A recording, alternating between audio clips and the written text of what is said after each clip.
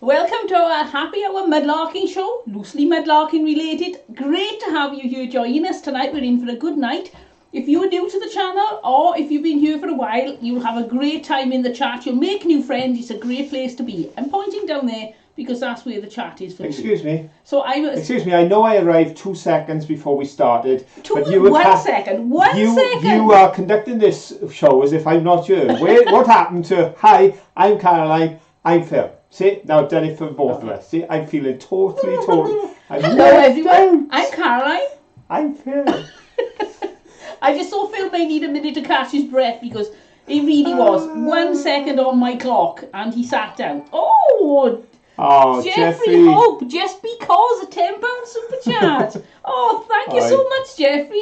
Oh, we really do appreciate that. Thank you ever so much. Jeffrey, I hope you got my message earlier about managing your expectations with regards to tonight's show. Yeah, well, I've just conversation going on about gold doubloons and feels very negative. Yes, but I've cleaned up the find, so I don't want to be. As I said to Jeffrey in the comment, I don't want to be a spoiler. I don't want to give too much away, but he should manage his expectations with regards to gold. Phil's cleaned up what I thought may be a gold doubloon. I don't think she really thought it would be, but she's determined one day. One day I will find a gold doubloon and you'll all be shocked and you'll eat your words. Did you know there are such things as doubloons which come up when you search on the internet, which are worth pennies? No. I don't know this. But a gold one wouldn't be because it's no. I'm not talking about a genuine gold one, but there seems to be something that's using the currency of doubloon nowadays. Right. Whether it's a casino or whether it's some kind of toy or game, I haven't got a clue because I didn't have time to look into it. I was looking at my questions. But there you are. Oh, Sheila said we all love you, Phil. I know. Look, it looks like I'm pushing you off the screen again. Move over. Last week, everybody said you're pushing him out. It's not that. It's just I arrived so late. I don't have time to put my chair in place or anything. You used to be very organised. And before we started, I said to Phil, come in, sit down where you're going to sit, and I can move the camera and the setup. Now he's never here anymore. We go move the desk. Our camera is attached to the desk, so we can move the desk. I'm in. Hello, Teddy said, Carol, your hair looks beautiful. Courtesy of hair dye. I had to crack. Yes. It was also had to stick up like a haystack, so I dyed it and chopped my fringe. Not too far, because it's almost time to go back to the hairdresser. My hairdresser despairs at me, so you've been at your fringe again. So I've left him plenty to work with. I've got my second jab on this coming Friday. Yep. And Caroline last time was 4 days after me, so we're living in hope her letter will come in the next couple of days. And then 2 weeks after a second jab, it's going to be eye tests and... Oh yes, everything that's been needed to win for 18 months. Top of the list. See our grandson for the first time in 18 months. Really looking forward to that. That'll be great. And many of you, thank you for going over and seeing our Max and his camera work over on our son's channel. That was brilliant. And our son has actually dipped his toe in the waters of what we're all about. Because in his latest video, he has given credit to all those mudlarkers that he watches, particularly Crafty Caravanners and Adam's Adventures, for inspiring him to try a bit of beachcombing up at Hastings. So that's his latest one, is actually on the same theme and line as what we're all doing. So there we go. Right. There was something I want to... Oh, there we are. Jeffrey. I love my I Beat Tom Burley t-shirt. Are you wearing it tonight just in case you beat him? He's already beat him if he's trying to get in first on this. There we go. Right then, let's get on with... Phil's still trying to get onto his computer so he can join I've got to get on my computer. Hang on. First thing I do is turn off the sound. We are terribly organised, professional. Yeah, why didn't you show a find? Show a find. I'll show you some find. Show a find. Right then, I'll show you this, which is my new Samsung mobile phone. Yes, which we did say we were going to put in the bin, but we thought... we'll show you first. We show you first. It's not got a memory card, it's not got a battery on it. It's not a memory card, it's a... SIM card. SIM card, that's the one. I keep calling it an SD card. So there we go. No, nobody there. So that can now go in the bin. But we found that on the beach. And we're going to keep the other one. Are you ready to do a question yet? I can do the question if you wish. So I'll show you the other one we found. I'll just sign out, sign in so that I'm on, because at the moment I'm not even viewing this. I'm not there. Now, interestingly enough, we found this on the beach and it looks worse now than when we found it because it's starting to burst open. I don't know whether that's anything to do with the battery acid and things drying out, but the screen is cracked. And according to Adam, there's a little hole on the side. Is an iPhone 7. I have been looking. And there's the little hole. Oh, there we go. Right, so we can have a look and see if we can get the SIM card out. But I don't think the people who own this are going to particularly want it back because... No, but if there's a SIM card, it might have photos on it. They could have photos on it, yeah. So we will try and get the SIM card out, but if it whether it's alive. Because I don't understand these fandangled modern expensive phones. iPhones and things. I don't know how they work. I'm struggling with my 60 quid phone. And before that, I had one very similar to the Samsung that you found in the water. Didn't I, dear? Yes. Yes, she's saying yes, and she doesn't know what I'm saying. She doesn't have a clue. For all she knows, I just asked her for a £5 note. Oh no, I wouldn't say yes then. I haven't got a £5. I don't deal in cash at all now. We went to a car park a few weeks ago and Phil didn't have enough change on him because when do you carry change nowadays? I know. Everything is this ping. Yeah, thing. I've been using my card. I always used to work in cash because a lot of my pay is in cash, so I work in cash. Now I pay everything in since the pandemic started, doing everything by card. And then when suddenly you have to use cash, I went somewhere the other day and they didn't accept the card and I'd already placed my order. So I had to collect and I said, well, fortunately I got some £5 notes in the back of my wallet that had been there for a year or two. Yeah, antique now. Yeah, so, and they were still in circulation, we were okay, so we got away with it. But there we are. I am now tuned in. I am on. Phil Johnson is in the house. I'll tell you what I can do while you're still finishing up there, or even if you're not still finishing up there. I haven't done first people in, and the first one in tonight was Adam's Advanced Adventures Mudlarking. Hello. Followed by Crafty Caravanners, and followed by Penny Howard, beating Brian O'Brien into 4th place. So well done. First 3 or 4 in. Congratulations. And folks, there's everything to play for next week. Because I understand that Adam may be on his Duke of Edinburgh's expedition with his friends from school. And if that goes on, I know on Friday he is, so if he's still away on Saturday, you could actually get in first. Unless he's going to be out on an expedition in the middle of nowhere and on his phone saying, "Hi everybody!" There we go. Right, do you want a question? Yes, I'll put a question on. Put up the thingy and then I'll go see if I can open this phone.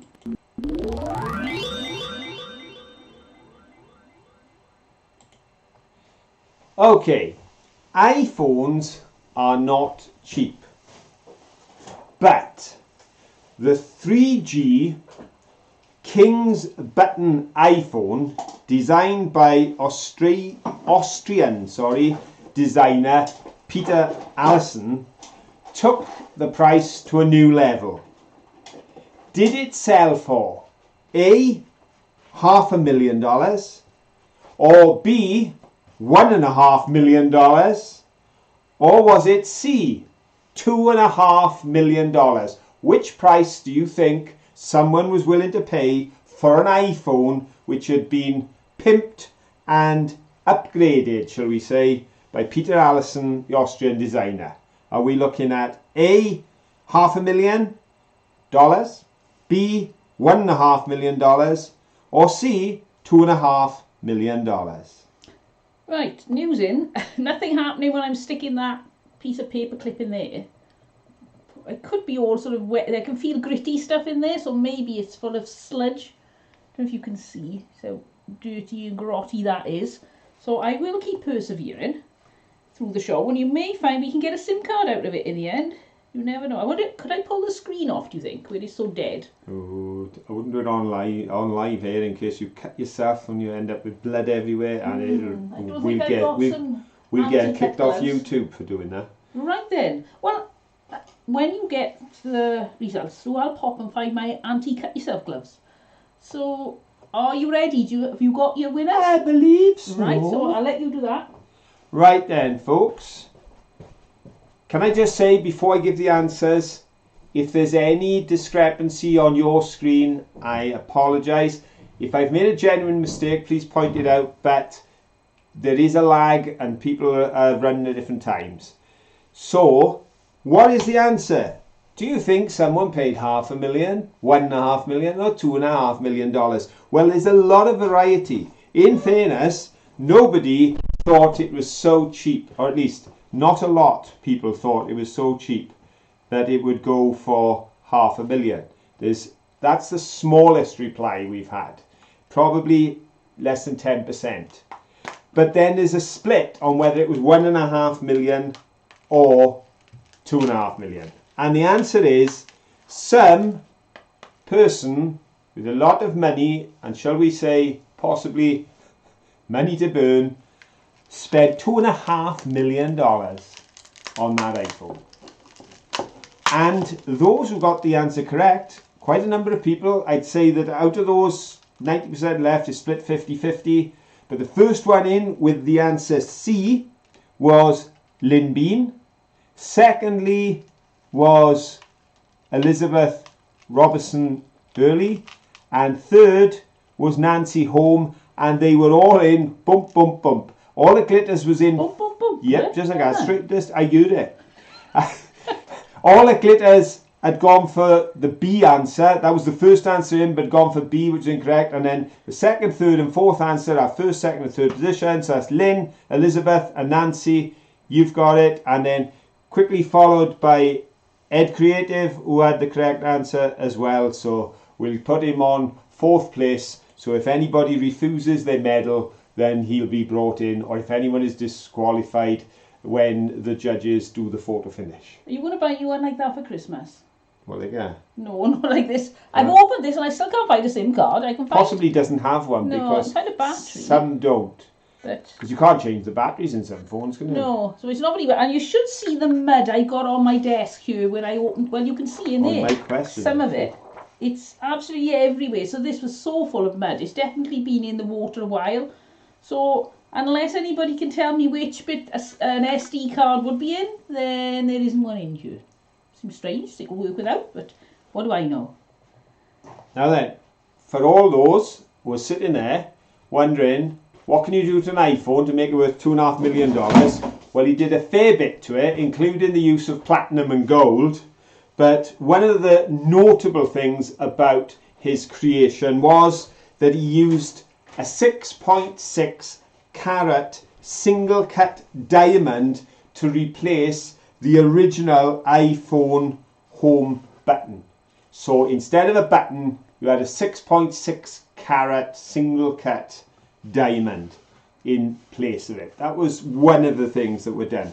But for those who think that is an awful lot of money to pay for an iPhone, can I possibly blow your minds by telling you I'm going to blow our minds. There's a bit of that excitement. on the list Cleaning up. of most expensive phones, that phone only came in at number 5. Oh, it's cheap then. It's a cheap one. Hmm. Yeah, if somebody's bought you that phone, they didn't really make the effort. And if you want to know the price of the number 1, the world's most expensive phone is the Falcon Supernova iPhone 6. Supernova, oh, a name like that. Pink Whoa. Diamond Edition. Costing, and in the write-up it used the word unbelievable, and I did find it hard to believe that somebody paid $48.5 million. Can you imagine accidentally dropping that down the drain? $48.5 million. Somebody, if they won the lottery this weekend and won 4 million, would think their world had just transformed forever. This person took 12 times that amount and blew it on a phone. So there we go. And it wasn't one. He actually made a series of them. Sold them for $48.5 Just goes to show how much money is out there. million. Yes, it is. So there we go, folks. Little bit of useless information for you. So the next time, if there's any youngsters watching and mum and dad say, you know, that phone is too expensive, you say, no, that's not expensive, because I know that somebody actually bought a phone for $48.5 million, and it may put your phone in perspective. Puts my phone in perspective. Nothing near that price. No, mine cost 60 quid. And the one before that cost $9.99, and it was like the first one you had out of the water with buttons. The grandchildren thought it was very funny that Grandad still had buttons on his phone. I know. My one granddaughter She turned around and just burst out laughing when she was cutting into me because she felt like phone in my pocket. She picked them out. Grandad's phone's got buttons on. She thought they were only in museums. Yeah. She never actually held the phone with a button on. Grandad does not like buying anything new. I don't like technology. I don't like... And I did have a half decent one. I dropped it in the river, didn't I? Yeah. Oh, ED Creative costs £400. Wow, that's big money compared to our phones. I just find it amazing that lots of people pay the same price for their iPhone as I pay for my computer, and I pay for my laptop, and I pay for an expensive one because I need it to do all the video editing. So I think my laptop's bigger. I like size for value for money. 48 million. 48 that is a lot. Million. That is an awful lot of money. Anyway, back to the show. We've done our first question. We've had a few winners. I can show you a find. There we are. From the extreme to the ridiculous. From a £48.5 million iPhone to my saw. Look at that for a saw.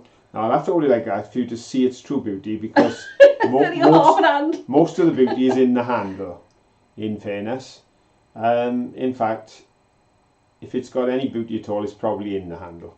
But there we go. A saw. We know what it is. In fact, it's a tenon saw. In fact, it's a seesaw. Because it was washed in from the sea. So it's a sea. Oh, I'm going to stop you. Oh, Tom Burley. Thank you, Tom. A £10 super chat. Oh, Tom. Thank you, Tom. That's really kind of you. Is that a bid for my saw? Are you trying to buy my saw off me, Tom? I know you. I don't think Tom wants I know you and your scrap metal. Yes, I've seen your video. You're not interested in that, though, are you? Yeah. Don't flatter yourself. Tom fired up his furnace, and it's really good to watch, seeing the furnace fired up, because Tom's been referring to the copper, and even when we were with him nearly 2 years ago now, with all this, he was collecting the copper, and we often, whenever we see bits of copper, we often think, but yep, fired the furnace. Yep. Green flames and all sorts happening. Brilliant. Very exciting. Yeah. But there's my saw. There we go. And I don't know exactly what I'm going to do with that saw. I can think of one thing. Yes, I know you want to put it in the bin, don't you? But I'm going to give it a bit more thought yet, because there's a very nice form to that half a handle. I think that half a handle looks very nice. Tom said, I do fancy restoring some old tools. I have a hatchet for it, though. If you want Phil's saw, let him know. In fairness, Tom, restoration is probably... I think this is past the plan for restoration. It's got half a handle, half a saw. It's been eaten away. But...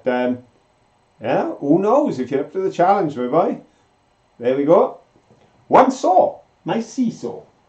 Right, well, I can't get over how quickly this hour goes. It's surprising. We never in time with the questions. We're always cramming them in at the end, so let's have another question.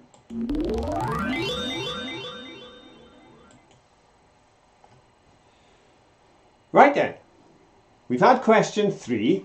Because Caroline decided to show the iPhone early in the game. Oh, I like to live life dangerously. I thought that would have come further into the show, you see. So now we'll have question 1, which doesn't require a find, because this question, yet again, is linked to the most spectacular find on that beach, which is the castle itself.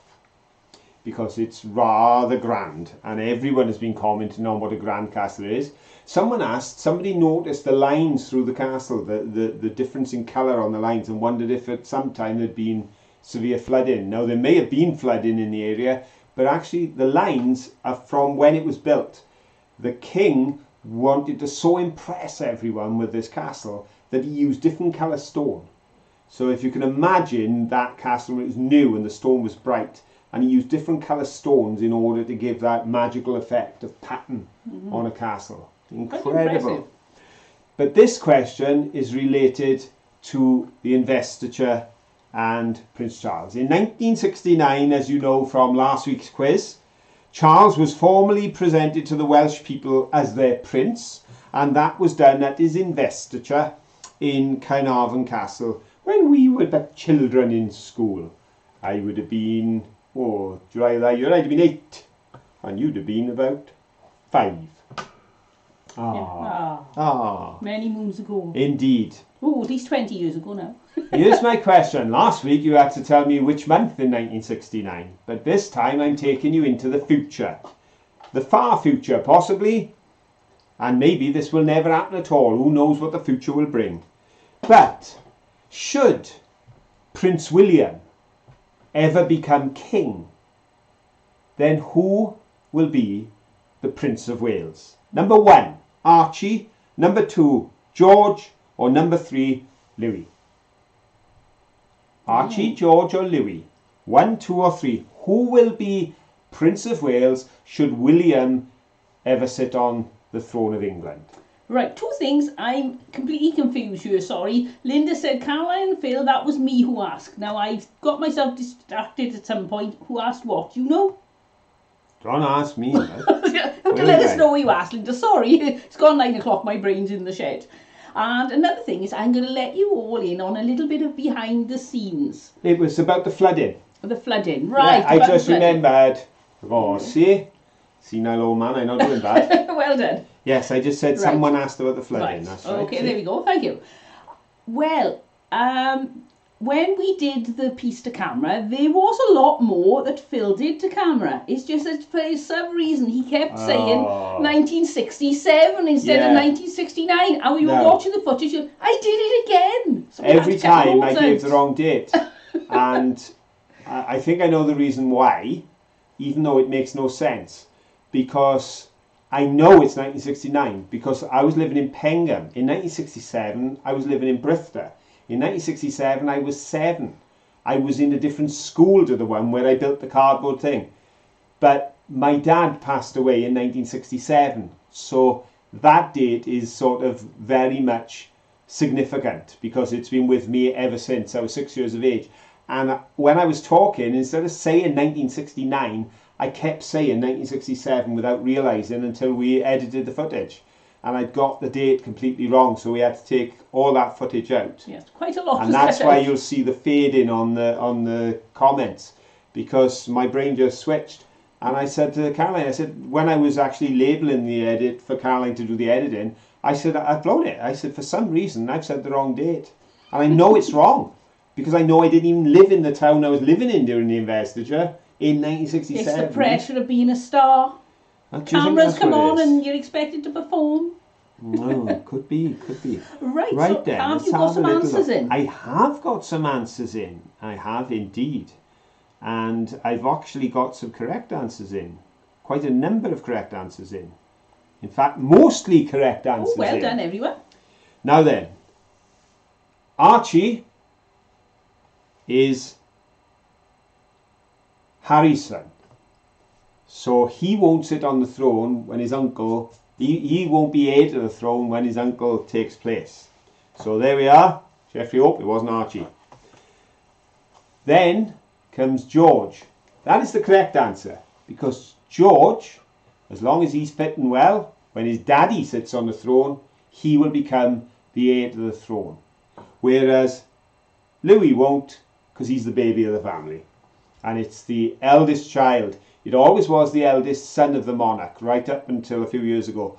But I believe that after Charles, it will revert to the eldest child from then on, which happens to be a male because George is a boy. But should George get married and have children and have a daughter, then the princess will become the Princess of Wales, which is strange because we never had one of those. No, we haven't. So there we go. So the correct answer was George.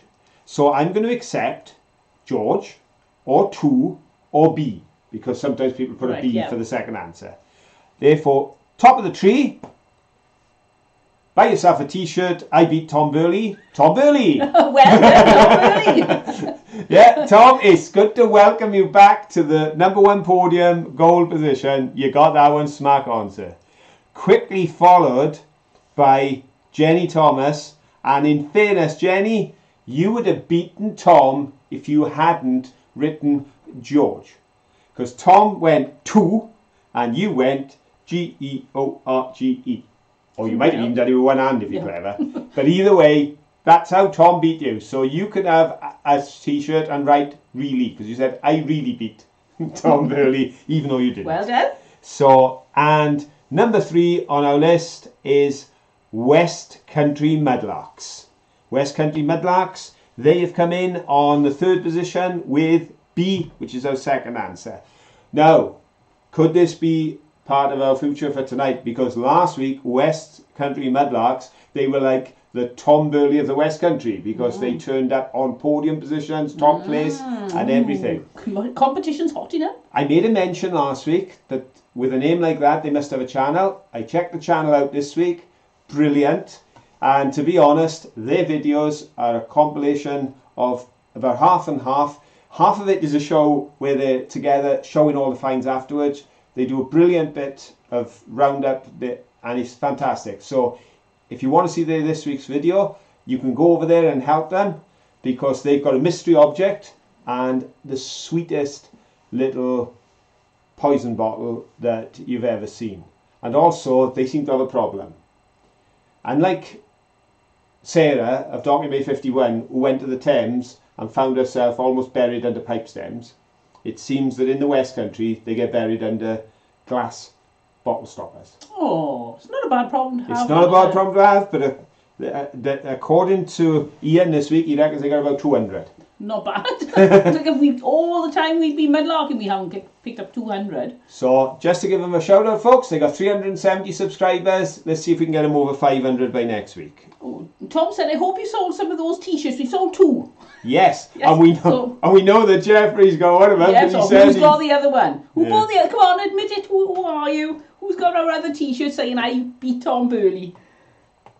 It'd be great. I just think it'd be funny in like a year or so's time. People will be walking down the street and they'll see somebody else in a Tom Burley t-shirt and go, oh wow, they must watch the Johnsons and like Tom Burley and have entered the competition. It'd just be funny, I think.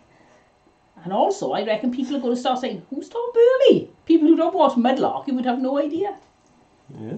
In 1969, Canada was 102 years old. Balloons and party poppers. Right. Good grief.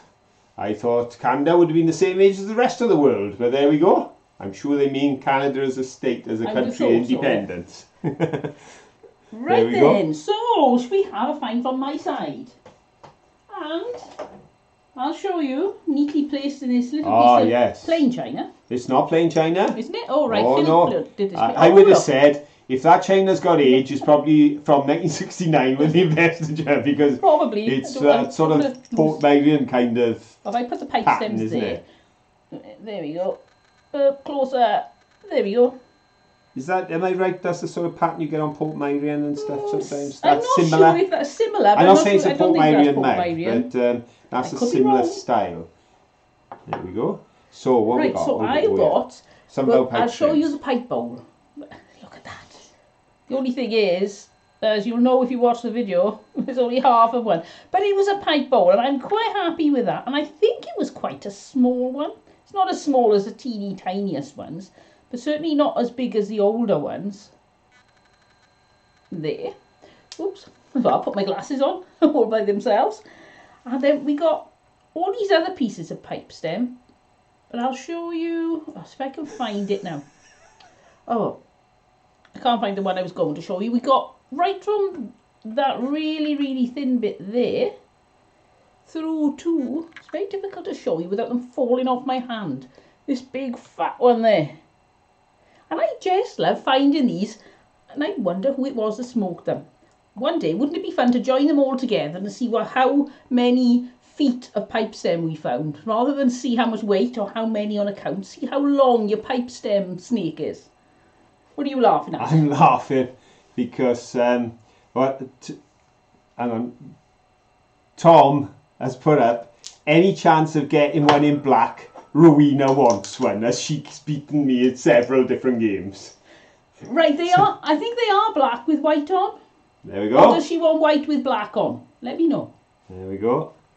And there's another comment here from Alison Cutler. It was to yourself, but it may have gone up your page now, to Caroline J. Art, saying, me and my partner found our very first pipe stem and bottle stopper. Oh, well done. Fantastic. Oh, it's so exciting, great, isn't it? It's a lovely feeling. That's great. You see everybody else find them, think, I really want to find one.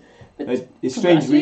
We still remember our first proper bottle that we found, don't we? Yes. And our first pipe. Because we were actually up with Tom when we found the first pipe. We were.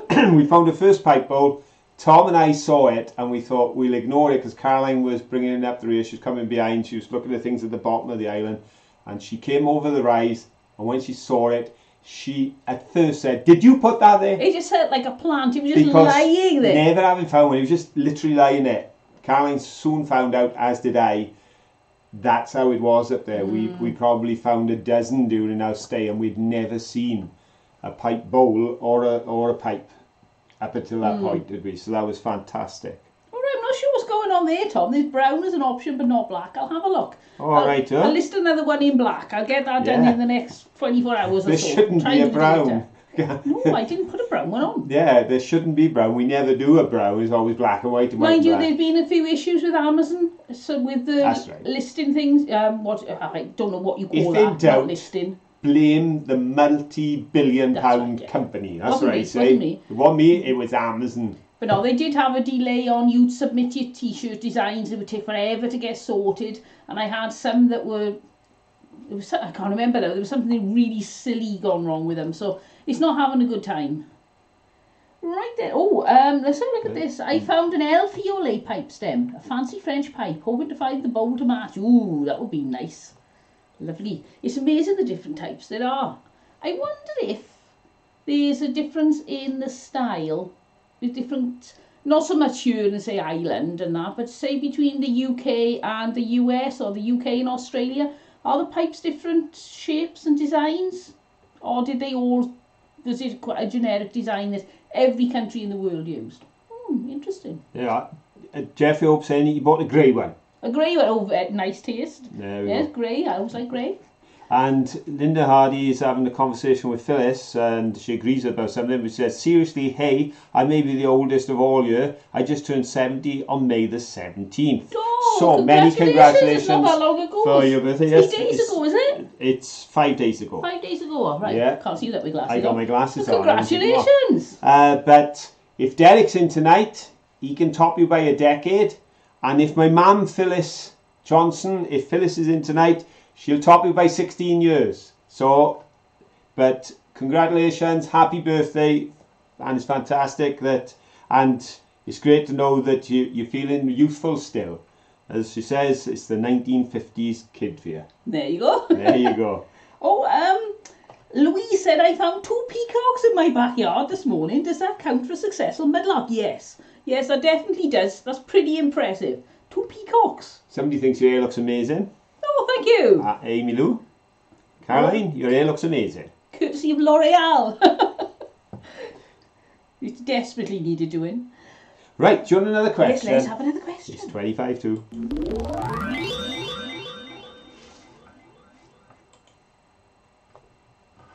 Okay, I had a question in the comments. I'm not certain who it was from again. Possibly Barbara, not sure. Anyway, you'll know who you are. It was asking what stretch of water we were on. And as I explained, on this second video, on the first video we were on the river, on the second video we were on the Menai Strait, which was an answer in last week's questions. But the Menai Strait is the strip of the sea that runs between the island of Anglesey and Caernarfonshire. That water then flows into the Irish Sea, which is the body of water that lies between Wales and Ireland.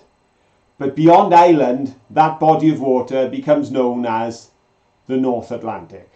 So we were on the Menai Strait, and the Menai Strait has a very famous bridge that crosses over from the mainland to the island of Anglesey. And as Caroline said on the video, we do plan a trip now when things are all easing off, and we're going to go to Anglesey and take you all over to Llangfair, Pwllgwyndy, etc.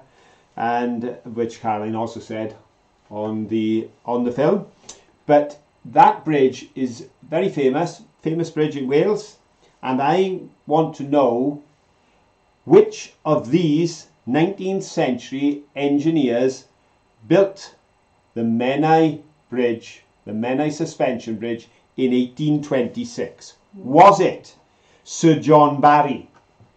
Was it Isambard Kingdom Brunel? Or was it Thomas Telford?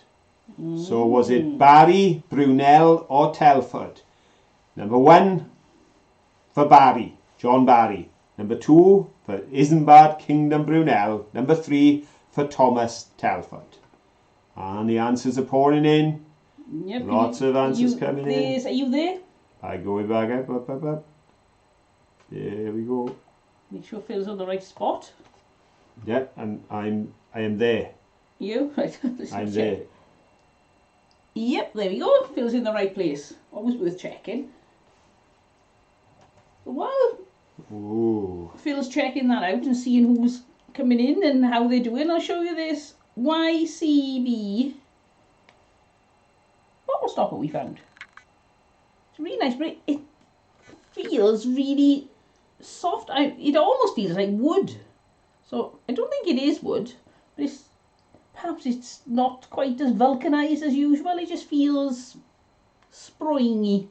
So that's quite an unusual one, I thought. But even though it doesn't look that clear, you can see exactly what's written on it. Now, I have no idea what YCB is, and if I was a more efficient person, I would have checked that out for you before we came on air, but I didn't. So if anybody knows what YCB is, then let us know. Right, do you know where we got some winners in? I tell you what, it's very interesting. Very interesting indeed. And well, people saying this is cork. No, it's not cork. It's too hard for cork, but too soft for vulcanized rubber. Do you see what I mean? Yeah. It's right in between. I thought I was going to catch people out on this one. Right. And I deliberately chose the engineers with the intention of catching a few people out. I did. Because I thought because our 3 top answers are in now, so I can start giving things away.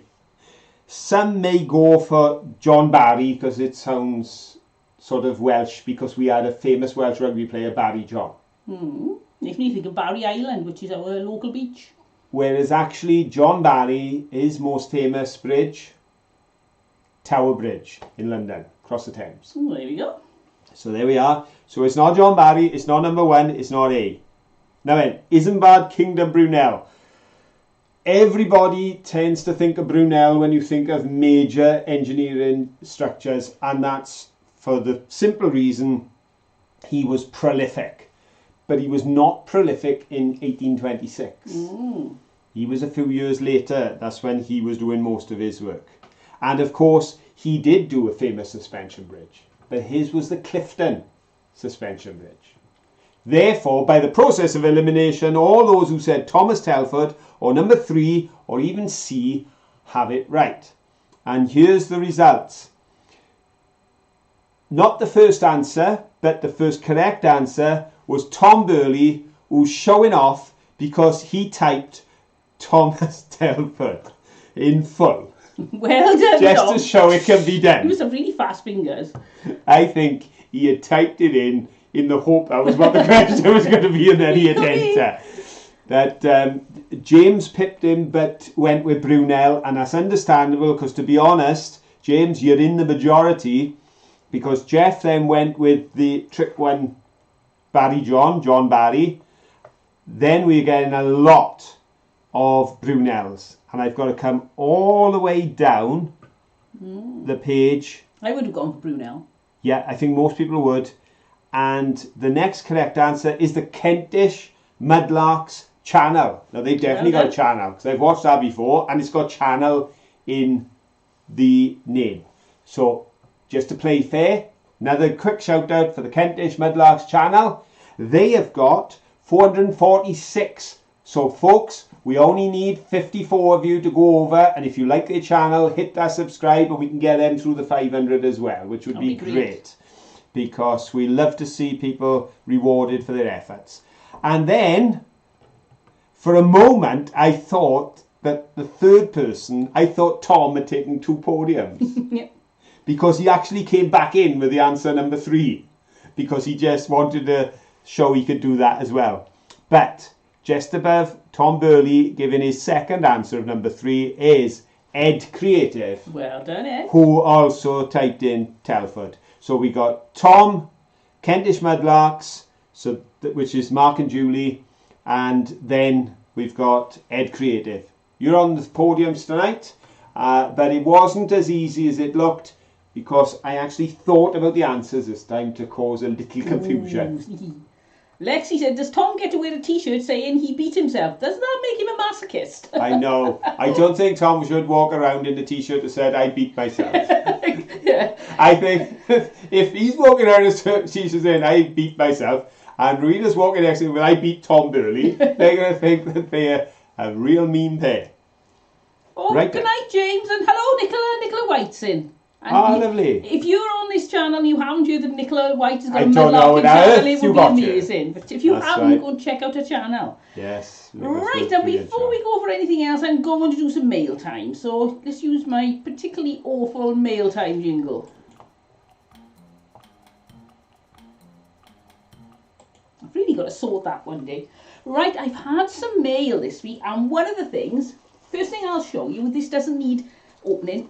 Last week, people were talking about off-road sandals, and I was like, what on earth is an off-road sandal? And the reason the subject came up was because the mudlark we did, Caroline had got so wet and her wellies were full of water when we were in Dolgellau, that by the time we got up to Carnarvon, she had to just take her socks and wellies off and wear her sandals that she was driving in. So Caroline was wearing a pretty pair of petite sandals. Yes, they weren't suitable at all. Which she totally ruined, which are now in the bin because you totally wrecked them on there.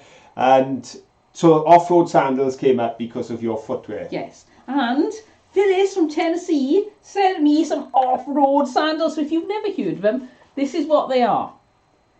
And apparently they're waterproof. Now that's a bit of a laugh, isn't it? Because it's not going to keep much water. Probably water resistant would be more sensible. Yeah, so safe to use in the water, but they're so comfortable and so light as well. And you can hose them down, apparently, stick them in the washing machine. So they are my new off-road sandals. I just love that. My off-roaders. I would say they almost look like sandal meets trainer. Yes, a mix of the both. Yeah. They're just so light. There's no weight in them. They're really rugged.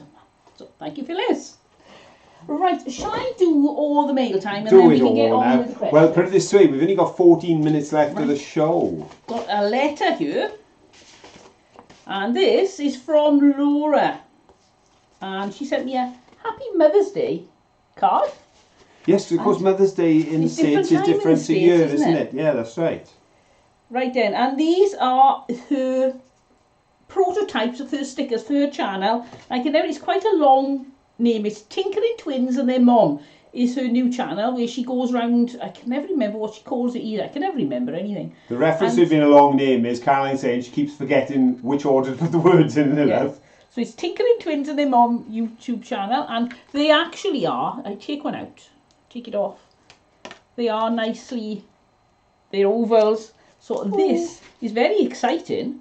And she's got business cards, and she's got, no, I don't think that's part of the thing, but that's, there we go. So here's a prototype of a business card that she's going to have. So that's really impressive. So thank you for the card, Laura, and there's a little plug for your stickers and your channel. Woo! I'm falling over on my new chair. And finally, we've got this box here, and in it is yes, there you go then. A little thing, and this says, a gift note from Louise Guerra, is it? This has been on your wish list for a bit. Thank you for having such fun videos from Louise. And this is so useful because we've now got our GoPro 9 which eats camera batteries. Yes. It takes no time at all. Well, this is a power bank.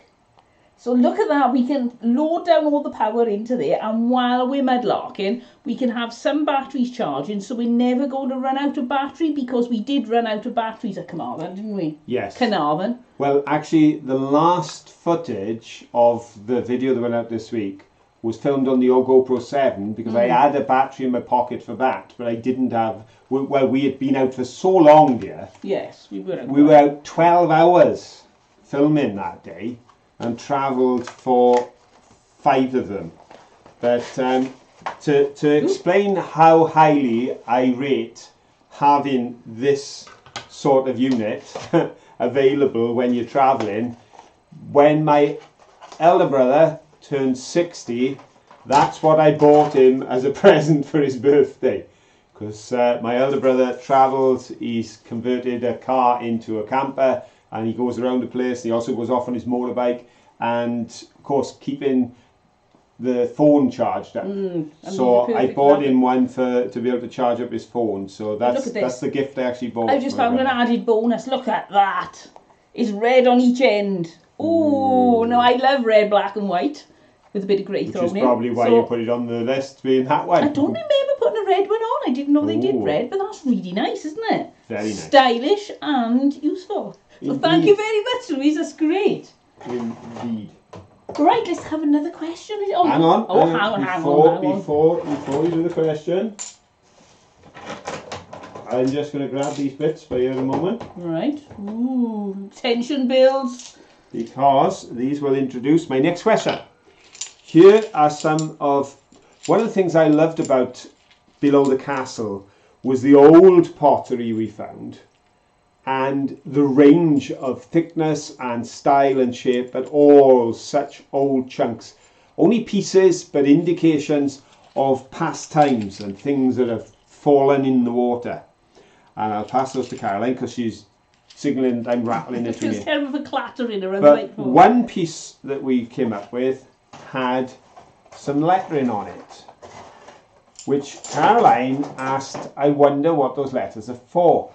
And an excellent answer we had back, because it says .w.WOO,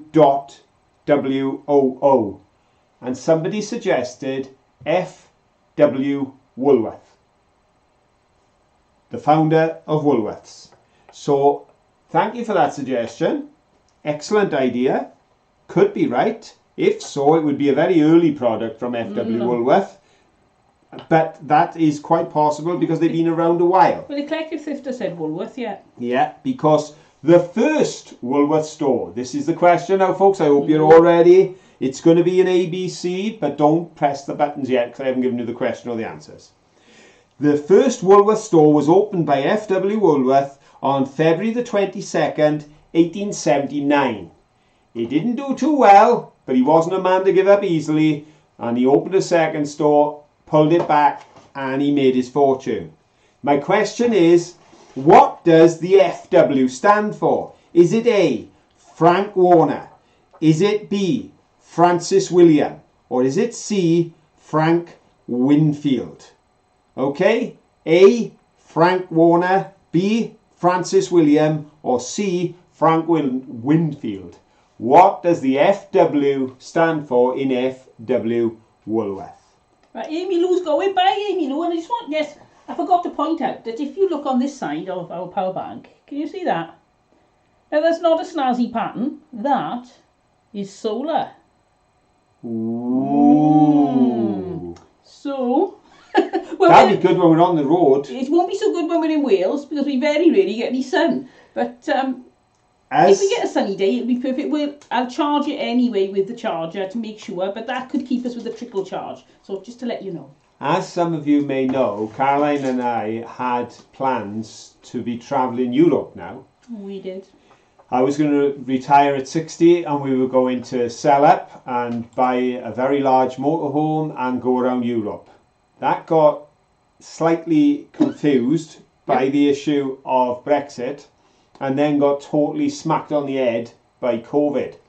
Yes. But this week we've been talking a lot and I have written to the European Parliament and because I didn't know who to write to, I couldn't find out, so I thought, go to the head of the well. I've written to the European Parliament, told them what our plans had been, asked them how do I go about getting a 1-year visa so that we can travel Europe together when COVID is over.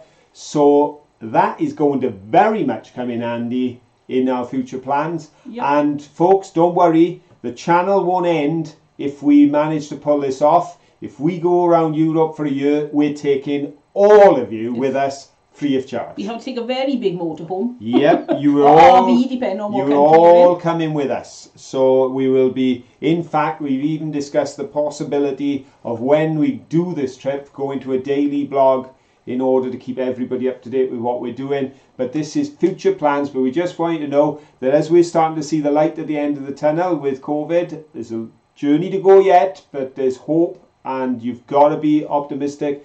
We are beginning to remake our plans, yes. And rather than just feel everything's against us, we're going to find a way through. We are going to go on the road. We are going to make that trip of a lifetime. It's going to be a while. It's going to, I think, possibly we're take allowing us at least a year because things still have a long way before they settle. But I've set a deadline that this has got to happen before Caroline's 60th birthday. So within the next 3 years, it'll be happening. 2 and a bit. 2 and a bit years, 2 and a big bit years, but hopefully sooner. But these are our plans. This is what's happening. So wonderful gift for now and so useful in the future. Because when all else fails, we will have our battery pack all pumped up. That's right. And we will be somewhere sunny. Let's have a look here. We've got some answers in. Right. And we're looking for... is the usual culprit number 1. I'll have a look now. I got a bit distracted, so I didn't find out where the beginning was. Right then. I can see 2 correct answers. And I'm looking for a third, because there's a lot of variety going on here. The Higgins home at Fairy Hill said, sorry I'm late, but caught that you're going to motorhome around Europe. I'll start packing my bags now. This is our plan too. That's right. Instead of pop your wellies on, it'll be pop your backpack on. Yes. Yes. Oh, I think we can have a great time. Even if we don't, like some places we went to when we did our European tour 2 years ago now, I think it was the last time that we could travel. We didn't get to do much mudlarking because they just weren't the areas there. And some countries are so clean. They're so clean. They're nothing like our Congratulations to Germany and Switzerland for having the cleanest rivers in the world, but not much fun for mudlarking. But I'll tell you what scenery. Oh, amazing. What scenery. We drove up to the biggest cuckoo clock in the world, and the roads and the trees. So folks, if we can't share many finds with you, as in things we find in a river, I'm telling you, when we get on this trip, we're going to share the scenery, we're going to share the country, we're going to share the recipes, we're going to share the food. And how we cope in a little tin box on wheels. Hopefully it'll be a large tin box on wheels. But it's, Lexi said, I hope there will be a tour t-shirt. Oh, that would be fun, wouldn't it? Oh yes, on tour with the Johnsons. The thing is, like people say, journey with the Johnsons, camping with the Johnsons. That's one of the reasons when we first started our channel, we called it Let's Go with the Johnsons.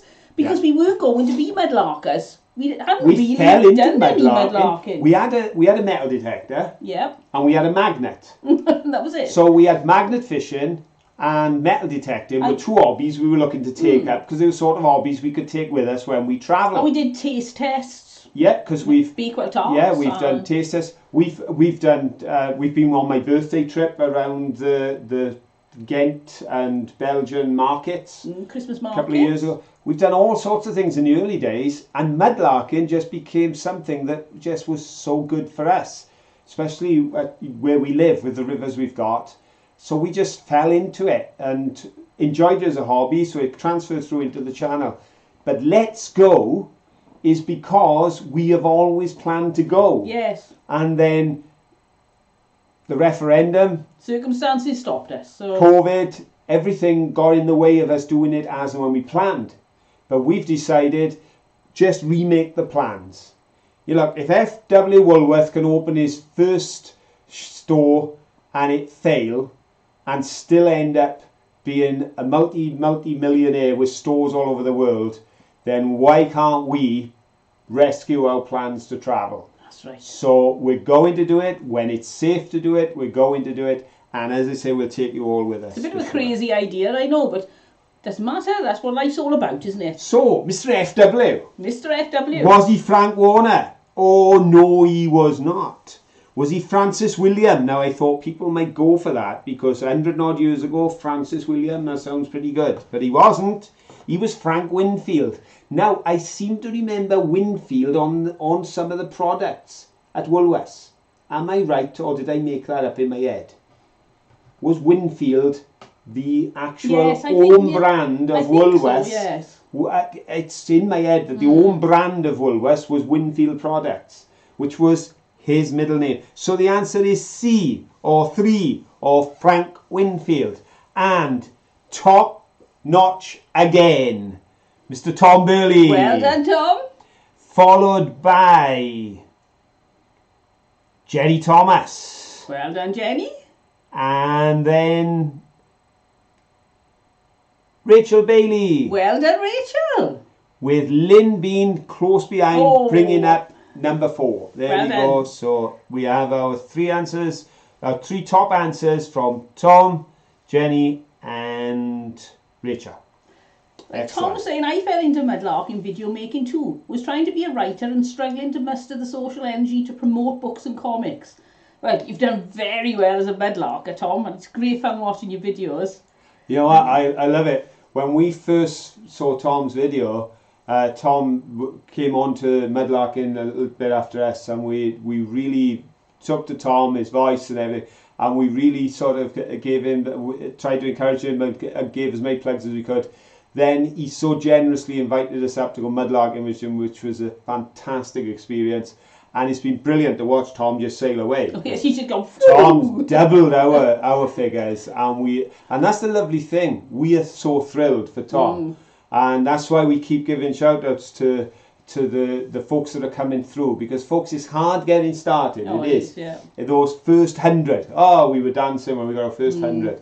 But I always remember something that one of the motivational guys that Caroline listens to, I always get his name wrong. I always call him Roberto Blake. Roberto Blake. Phil calls him everything other than Roberto. I do. I get very mixed up with his name. Roberto Blake, folks. If you were into YouTube and you want a bit of inspiration, Roberto is the man. Because he turned around one day and he said, "Everybody wants 1 million subscribers.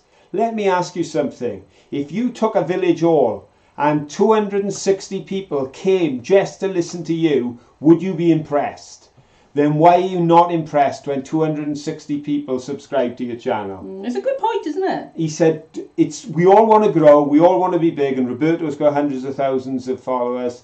But as he said, when you start out, remember, there are literally that 100 people. Tonight, there are 154 people joining us to enjoy this, and many of those are in couples, so there could be 200 people enjoying this fun together tonight. So for those who are starting out, don't, as the good book says, do not despise the day of small things. Enjoy the beginnings, but we're all here together, and like you say, it's lovely to see success.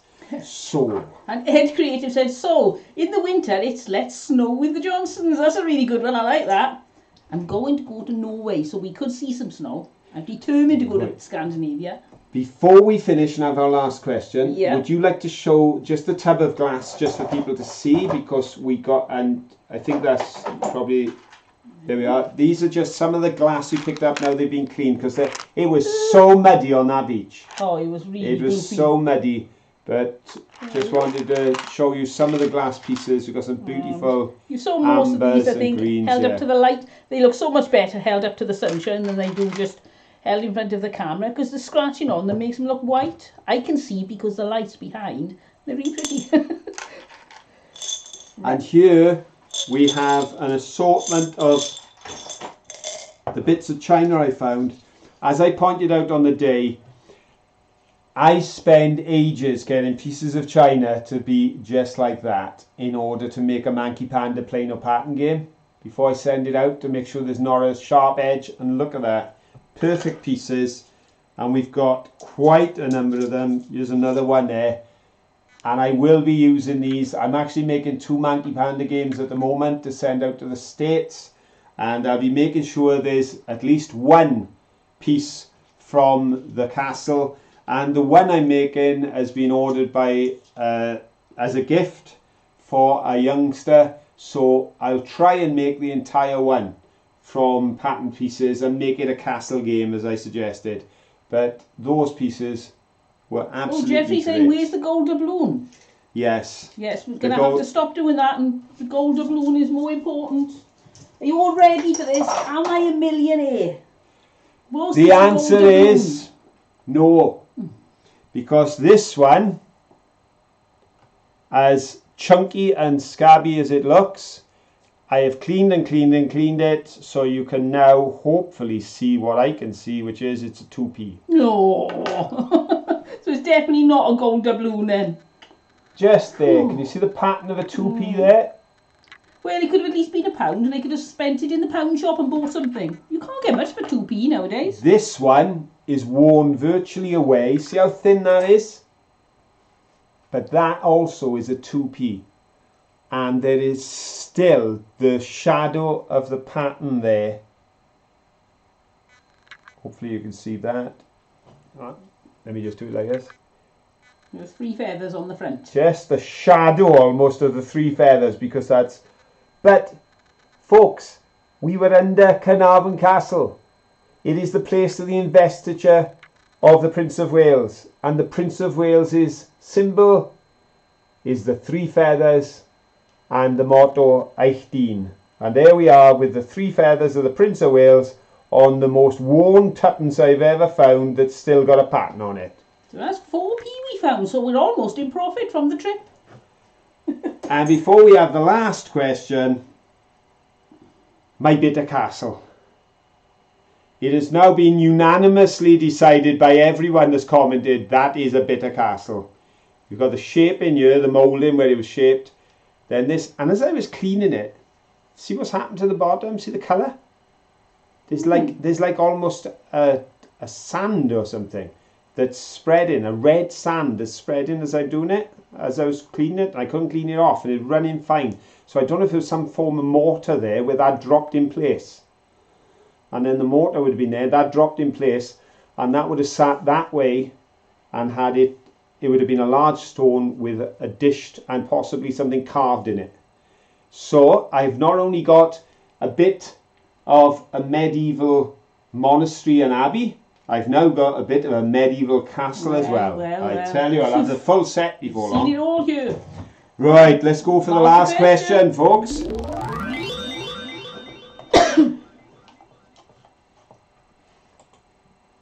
Yep, I'll get there now, sorry. Professional as ever. Right then. The last question is regarding the gold doubloon. The coin that elusively is avoiding Caroline's gaze. One day. And when she finds one, we can definitely go on the trip because we'll be able to have the biggest RV ever. Oh, yes. If we find one of them. But here's the question. A gold doubloon is a real coin. It's a golden coin. But which empire issued that coin? Was it number 1, the Spanish Empire? Was it number 2, the Portuguese? Or was it number 3, the French? Which state issued that coin that was used in their own land and in other lands that at the time they controlled? Was it Spain, Portugal or France? 1, 2 or 3? Oh, it's all happening. I tell you what, we're getting lots of answers. Sheila said you can tell how old the stone is from the ingredients in the mortar. So if that was mortar that's stuck onto the bottom of the stone, is it? Or is it... It seems to have sat in... It's almost like as if it sat in a red sand or sandstone maybe, and it rubbed off on it. I don't know. Yeah, it could be the mortar. It was only as I was washing it and cleaning it with a brush, it just kept running off, and I could see it all running down. This fine red stuff. Right, can you see there? Can I see you know where we are? I'm getting there first now. person. Go back just to check. There we go. So we'll be there, are we? Yeah, well, I can't see without my glasses off. My writing's about this big on my screen. Phil's is teeny, so I can't see a thing. Right, lots of answers coming in. Good selection. I'm going to cheat now and find out what number it was. Right, ooh. Got a fair few right answers coming in and a fair few wrong ones. Let me see, is it the one I guessed? Yeah, because you guessed wrong, didn't you? Yes, I did. Do you want to know which one I guessed? Then you'll know if you were right or wrong. all I'll tell you is, Christina Hine, I think Caroline guessed the same one as you. Yes, I guessed Portugal. Yeah, and it's not. It wasn't. But I can tell you that whereas normally, on a few of these, I've had to go down off the first one to find the correct answer.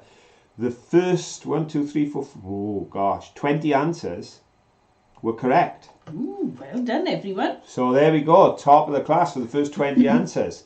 But we do have a 1, 2, 3, and they were 1, 2, 3. They were the first ones in. And Jenny, buy yourself a t-shirt because you got Spain. That's Jenny Thomas. Well done, Jenny. You are standing on the top podium looking down on Mr. Tom Burley, who well had done, Spanish, and then all it glitters. Well done. It's all it glitters. quickly followed by the Kent Mudlarking channel, Tom Burley again for number 1, just in case I didn't accept his first answer. Michael Grady, Electric Sifter, Rachel Bailey, Ribble Finds and Treasures, all the way down. Jeffrey so many Hope correct said answers. number 1 seemed too obvious. Crafty Caravans. Yeah, and I put Portugal in and I caught Caroline out as well. Caroline went for the Portuguese angle.